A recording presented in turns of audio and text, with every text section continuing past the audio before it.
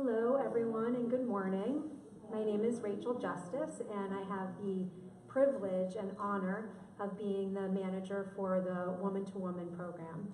And I want to thank everybody who's here in this room with us today, and I want to thank everyone who's watching us on Facebook Live. The fact that you've taken this time out of your beautiful Saturday to be here is an act of self-care, and we applaud that. And we're so proud that you decided to spend this time with us today. A very brief bit of history for those who don't know. Woman to Woman is a gynecologic cancer support program that's run out of originally the Mount Sinai Hospital and is now actually spread throughout the country and is in 36 and growing sites throughout the entire country. The mission is that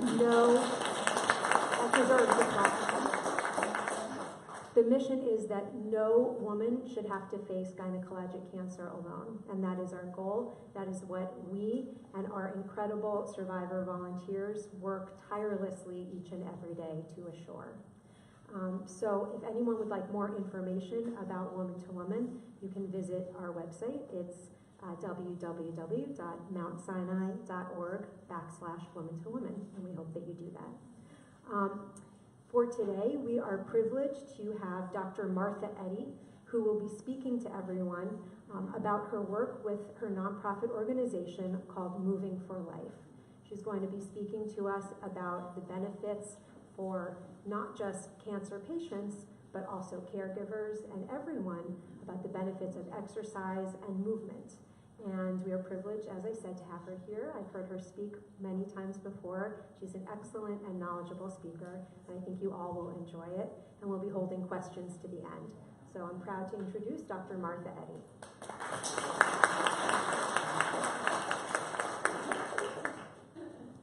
Hello, everyone. Hello. Are you well fed? Yes. Yeah, beautiful. So exercise and nutrition go hand in hand. The work that I do is really about healthy lifestyles and how a healthy lifestyle can help survivorship and also possibly reduce the chance of recurrence.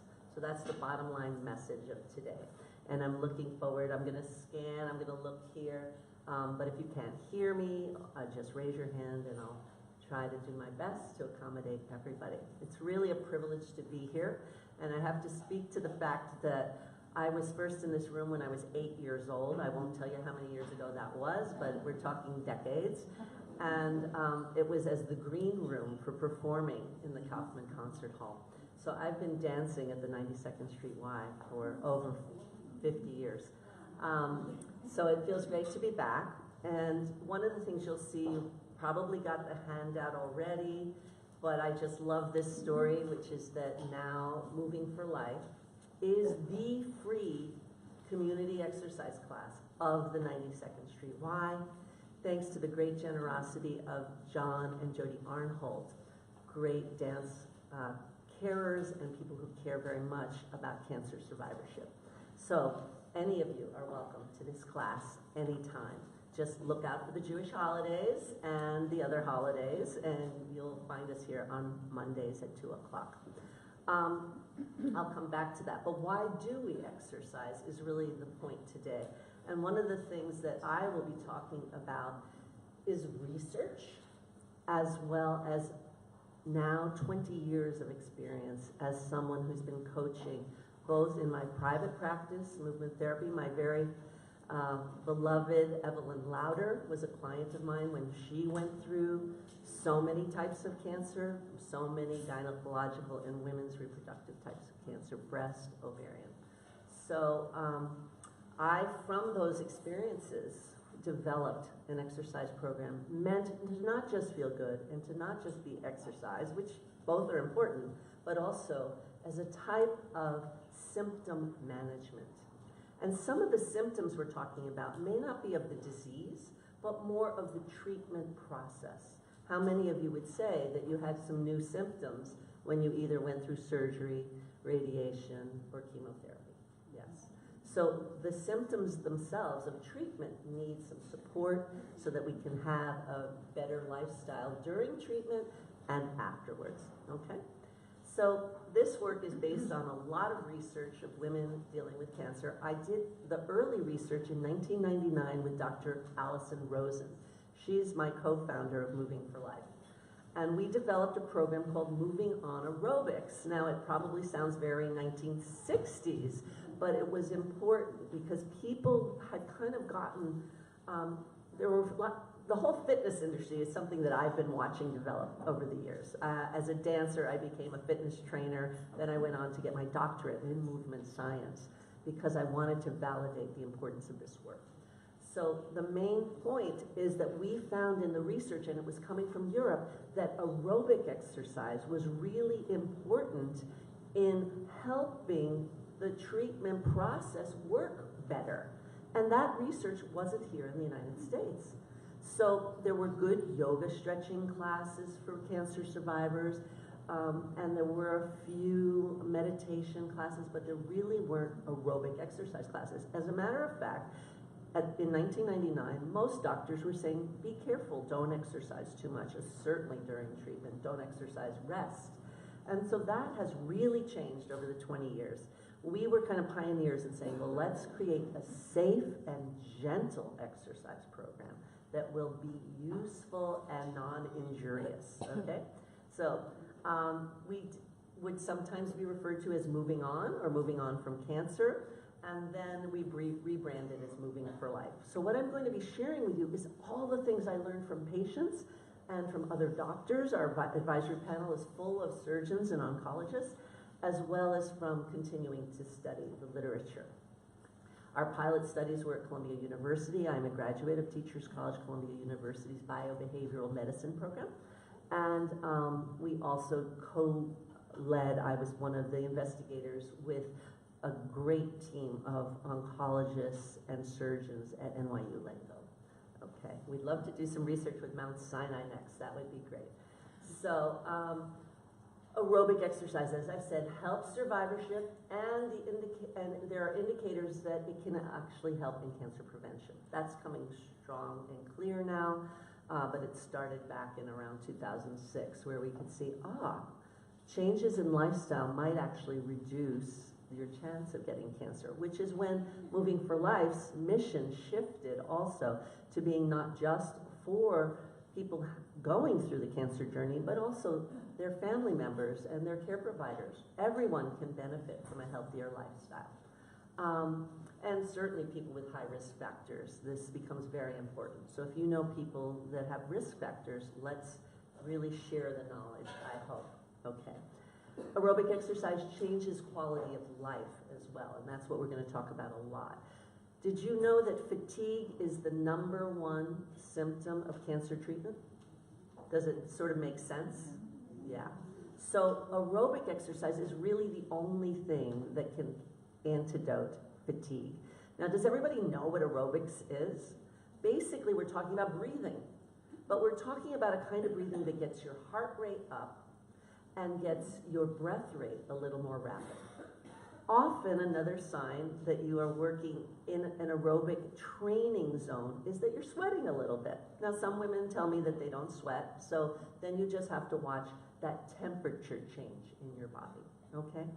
But it's walking, swimming, dancing, anything that's full-bodied and repetitive rhythmic movement, okay?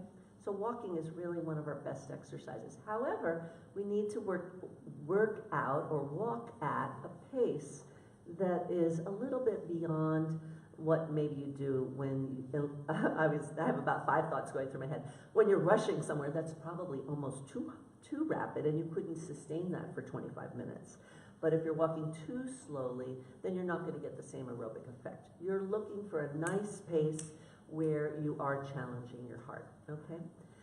I always hate to say this, but I have to say it, which is more women die from heart attacks than any cancer. So it's really important as survivors to keep your hearts healthy, okay? And that's the other benefit of doing aerobic work. Now, aerobics isn't everything, so we're going to talk about other kinds of exercise as well, but I just had to drive that point home, okay?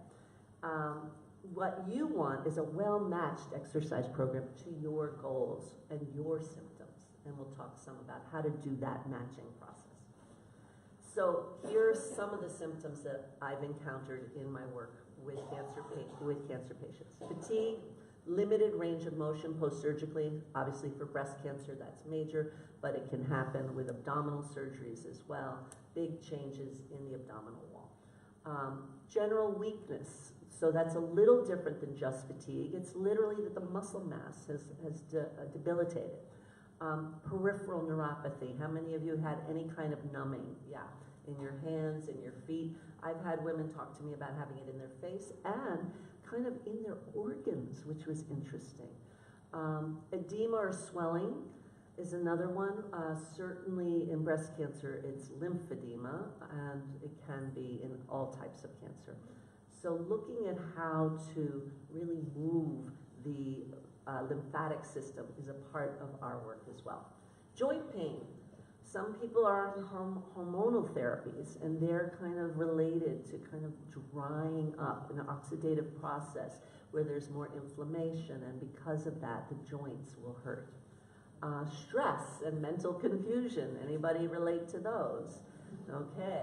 That's just about everybody in the United States of America, probably. Okay. Weight management. So some people lose too much weight, some people gain weight. So managing weight. And again, I'm going to talk about body mass index, BMI. So that's looking at your muscle mass to the amount of fat in the system. For anyone that's dealing with cancers that have an estrogen base, having a lot of fat in the system is like making a little house for all that estrogen. So if you can reduce your fat, you're less likely to have an estrogen-induced cancer. It's really important stuff.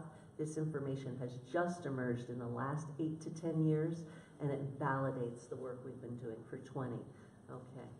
Balance issues related to the peripheral neuropathy, but also to aging. Our demographic is we are getting older, and those, fortunately, mostly older women are getting cancer, although obviously it's very tragic, but there are younger women. And so balance issues can be related to just the ongoing process of aging. But I like to talk about cancer as a kind of early hit with aging, but the ability to then turn that aging process around. And I like to say that's true for anyone. So even if someone hasn't had cancer, if you're trying to convince your friend to go for this walk or swim or dance class with you, you can say, you know, you're complaining about aches and pains and chalking it off to getting older. No, we have the ability in our bodies to shift that. And it's all about lifestyle, both nutrition and movement. But a type of movement that I'm going to call aware movement or conscious movement. There's another word for it, it's somatic movement. I'm going to repeat myself some, so you're going to hear words again, and they'll come up in other slides. So the dream of Moving for Life was that Allison Rosen had cancer, and she said, why isn't there an exercise program for me? I finally got up when I was feeling depressed. I was watching television. Richard Simmons was on, bless him, and so he got us going, but I couldn't lift my arm. I couldn't really lift my leg. I didn't want to go to the floor. It didn't feel right. And this is post-treatment. And she said, please help design a program that will suit my needs. And that's what we did together. I asked her every question. What are your symptoms? What does it feel like? And then I applied my knowledge as a movement therapist, a dance educator, as well as an exercise physiologist. So these classes also blossomed because of our partnerships. One of our very first paid classes where the teacher got paid, and I'll have to say the teacher was moi, was at Mount Sinai West, which is the former Roosevelt Hospital. But we really started with trying to have a DVD. We thought, actually it was video, there weren't DVDs in 1999. And it was going to cost us $30,000. And we didn't, these three women, the videographer, the cancer survivor, and the exercise physiologist, didn't have $30,000. So we put that dream aside. And I said, but I've already designed the exercise program. So we went to Gilda's Club, and we went to Share, and we went to Sinai. And these classes have been going ever since. So you've been given a black and white copy of it's tiny because we have exercise classes all over New York City. You can find them by borough. We need to build more classes in Brooklyn. So if any of you have ideas about support groups or spaces in Brooklyn or hospitals interested, we'd love to work on it. Those Sinai clinics would be great. And so here are some of our other partners, including the 92nd Street Y. Share has been incredible, and Woman to Woman has been too. All right. The good news is the DVD did get started in 2012, and if you want to go ahead and put that on, you want to go for it. And we've done a seated program as well as a standing program, which is what you're going to experience today. We're going to have the option to move a little bit. I'm going to talk for a while. We're going to have a break. Then I'll talk some more and show you some exercises that you can do either seated or standing. And I'm going to encourage you to do what's best for your body.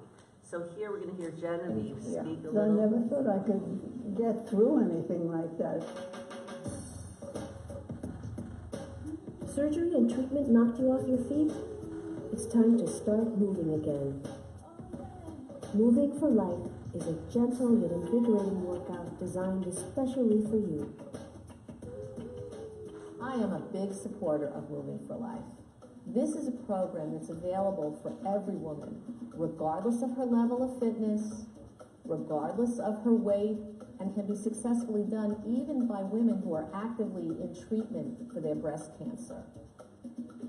The modern approach here is to encourage women to move. Led by movement scientist and dance educator, Dr. Martha Eddy, Moving for Life has been endorsed by leading oncologists, psychologists, surgeons, and the real experts, the survivors. The class was, just one of the great tools that I had in my recovery. I knew that it was making me happy and healthy. The Moving for Life class was amazing. I had so much energy afterwards. A mí me gusta mucho. I really like dancing. And this class uses a lot of different rhythms.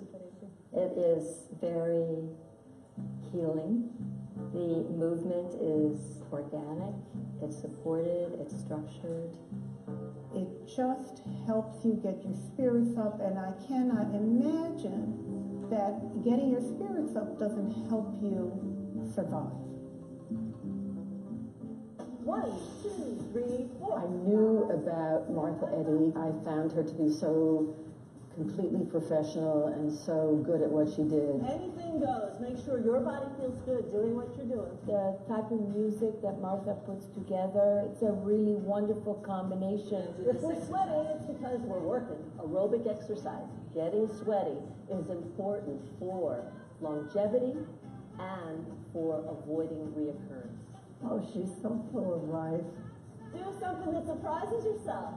Could just be a smile. I wasn't feeling that well to stand up and do some of the routines. We were encouraged to sit down in a chair and just use our arms.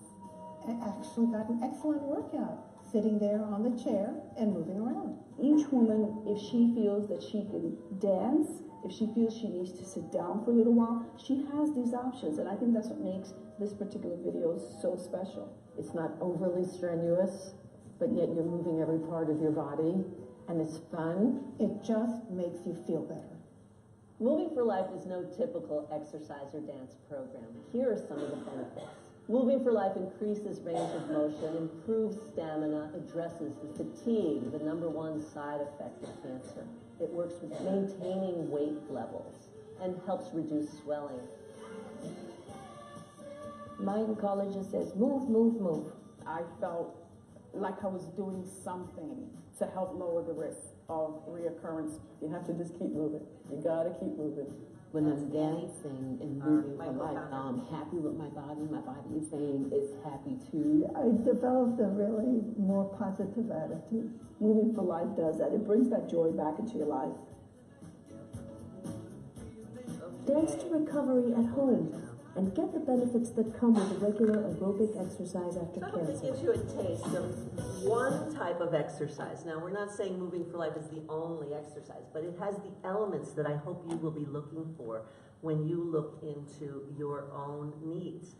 So There are lots of programs that include physical activity and that can work to speed up healing and help the quality of life and survivorship. I would like to look at some of the specifics before we experience this a little later.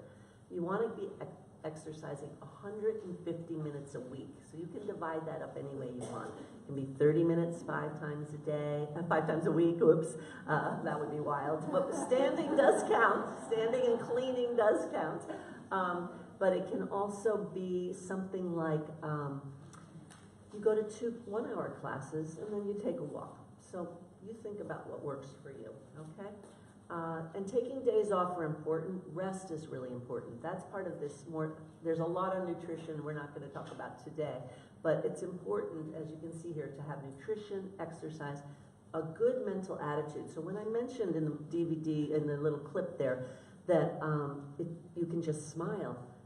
There's a lot of research that says if you change those muscles in your mouth, just try it right now, just put on a smile, you start to change the physiology of your brain, okay? So having a different mental state is really important in healing, and rest is important. So you want to pick a time when you can take a break afterwards. You don't want to go straight from an exercise class if that's new for you, and then go straight into working for 5 hours. You want to figure out when in your day you can kind of cool down, take a shower if you want, take a hot bath if you need that, or rest, okay? So finally, I want to look at aerobics, rhythmic, large movement activities that you do to get your breathing and heart rate increased, right? So you want to ask about that. Do you like to exercise alone or with other people? That's something for you to decide. Maybe you want to exercise to one of the great television programs that now exist, none specifically for cancer, but if you know what to look for, which is someone, this is really important, your trainer, your teachers, whether on television or in a gym, need to say, follow your own body cues. If it hurts, we're not using no pain, no gain in our case. That was meant to say you do have to stress your body a little bit, but we're not talking about pain that really, really hurts. When we talk about strengthening our body, it means you might be a little achy the next day. But if you're feeling a pull on some kind of scar tissue, you're doing too much. If you're feeling so out of breath that you cannot talk to your friend while you're walking, you're doing too much. So being able to learn those symptoms of too much is really important. So we'll get a little practice time with that later after our music. So what types of exercise are best? You want to have, for instance, for overcoming fatigue, you tell me what kind of exercise? Aerobic, right. Weight management, guess what? Aerobic, but low intensity, not high intensity, is better for losing weight. But if you want to gain muscle mass, what might you need? It's called resistance training. So we use those TheraBands. Did you see them? So that's one type. But weights are fine. Working in the gym with weights is great, with machines. Increasing range of motion. Hopefully physical therapists are teaching you exercises, and then you're going to want to modify them to work into your daily life. So range of motion exercises that we use tend to be just gentle swinging versus really deep stretching. We only do our deep stretching at the end of class once the body temperature is high and the muscles are more malleable. So remember that. Do your deeper stretching once you're warm. And finally, draining lymph is something we're going to do together. It's a good thing for everyone to do. And so after our music interlude, we will have some experience of that. Is that helpful so far? I hope you've been writing down your questions. And what we'll do is that we're going to have some music, a little break, then we're going to do movement, and I will continue to discuss and explain what's going on while we're doing that. Sound good? Okay, thank you, everyone.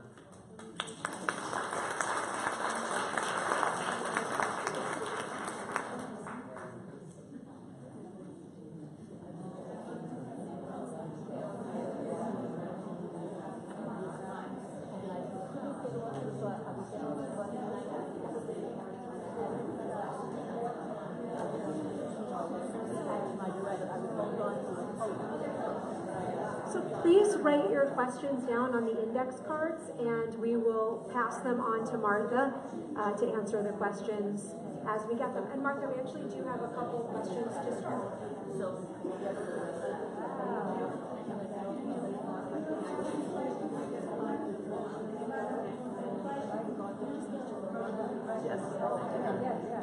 Okay, everyone, thank you for these questions. There's a few more coming in. Okay, this is great. It's good to follow up right away.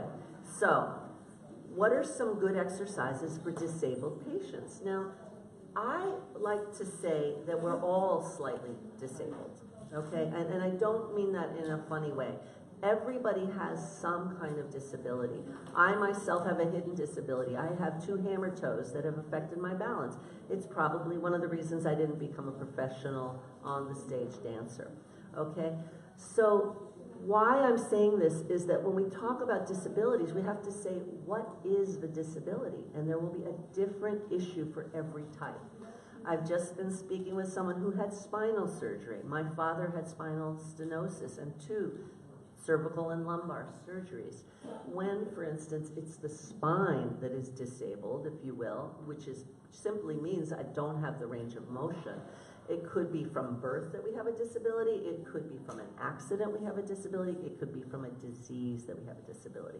So in our work, I think of 2 things. I think of the trauma of the disability, the emotional impact, and I think of the physical. And then I get very specific about what type of physical disability.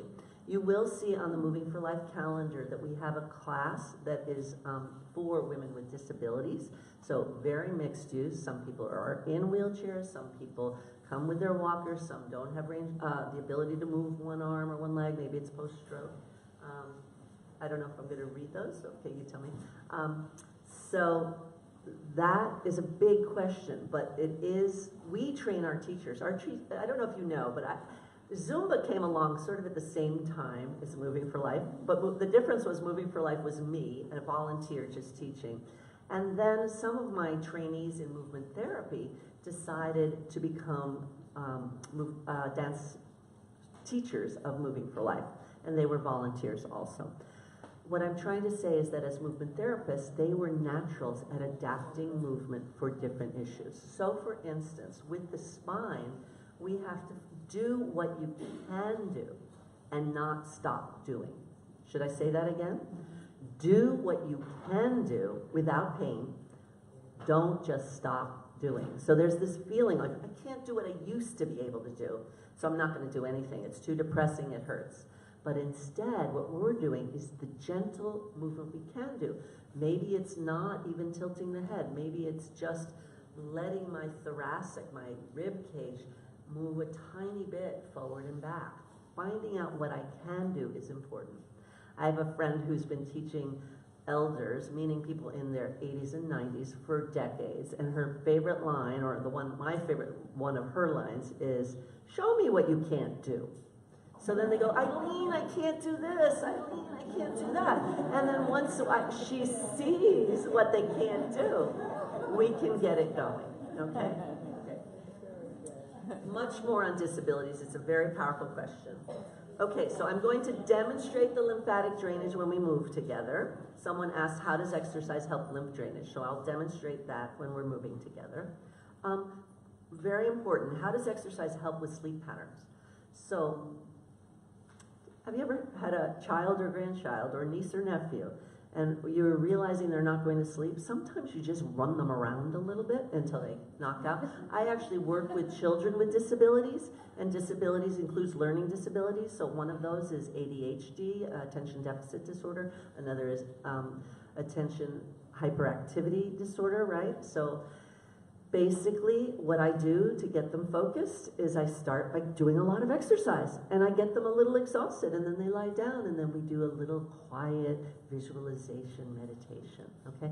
It works with adults too. So if you exercise, your body finally goes, you've done something. I'm expending energy, and I'm letting go of toxins, and with that, I am now ready to sleep, okay? There's actually much more research on how sleep is helped by those metabolic changes that happen with exercise.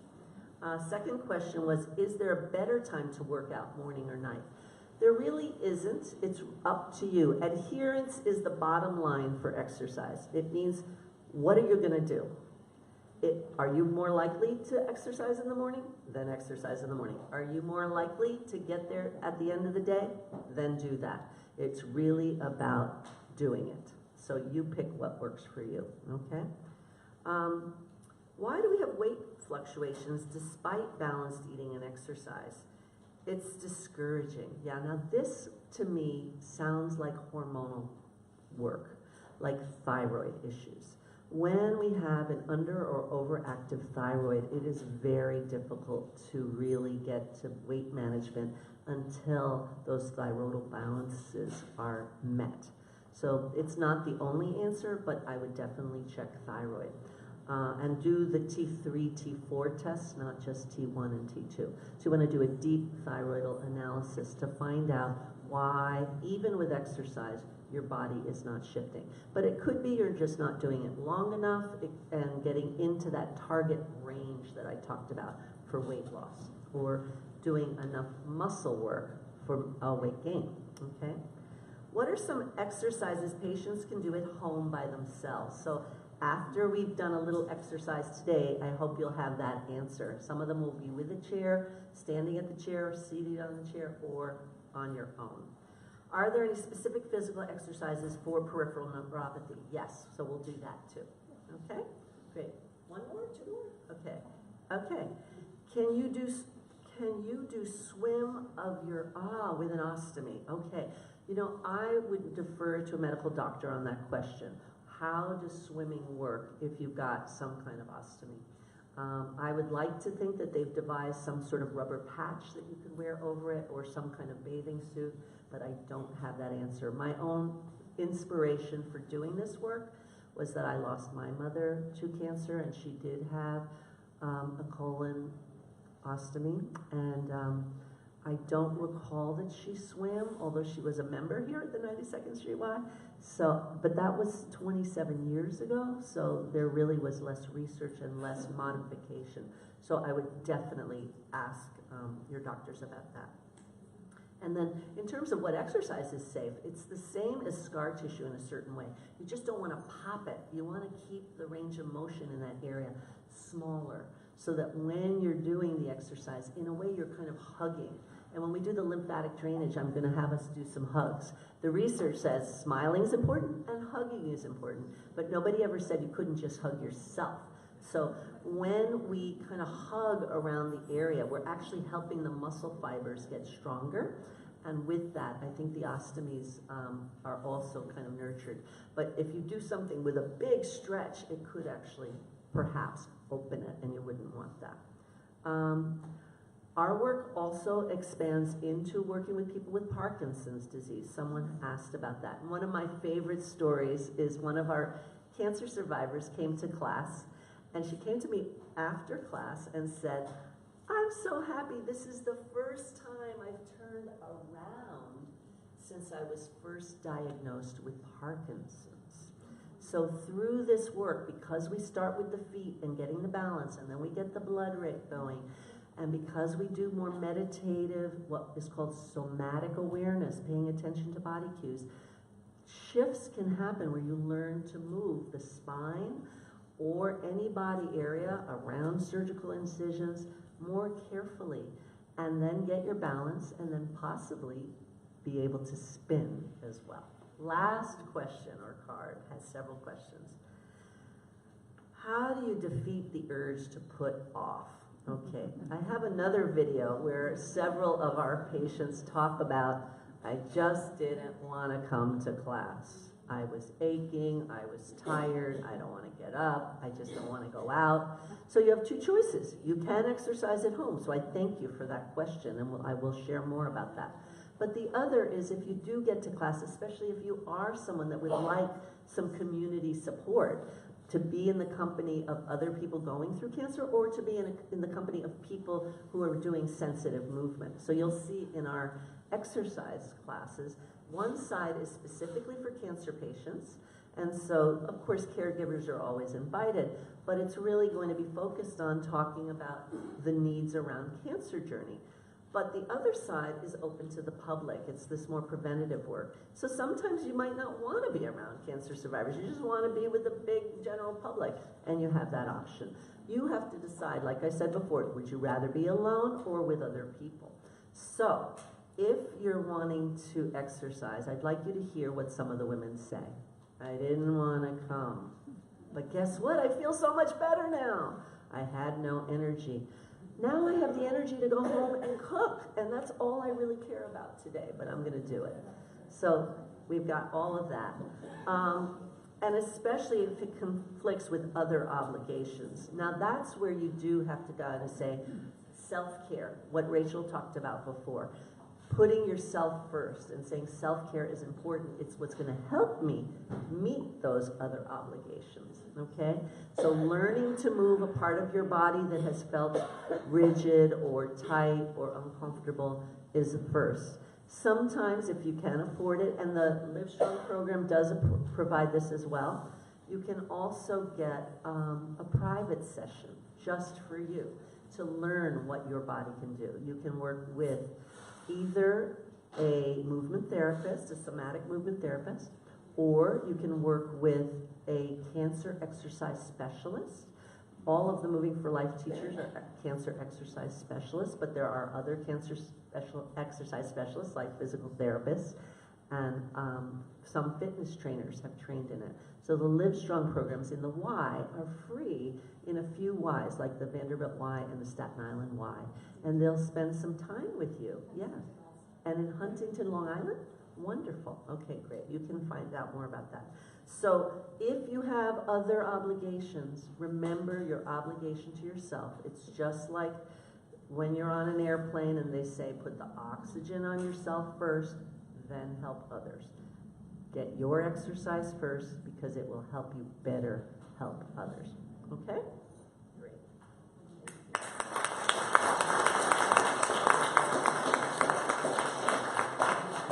So thank you so much, Martha. That was so helpful and informative. And thank you for the questions. And thank you so much. There were some questions that came that were great questions, but not necessarily need to be answered by Martha. So if your question was not answered, come and find me and I will help you figure out the best person to answer your question. Some are a little bit more medical or psychosocial in nature. So we are not ignoring them. We just want to make sure we get the right person. And if anybody has yet another one, give it to me to the break because maybe I can answer it. Absolutely, and we are all milling around during the break. So this is going to end our Facebook Live portion. So we want to thank everyone out in cyberspace who has been watching us this morning. And we also want to say thank you again to Martha, to all of our wonderful patients, volunteers, caregivers, for making this possible.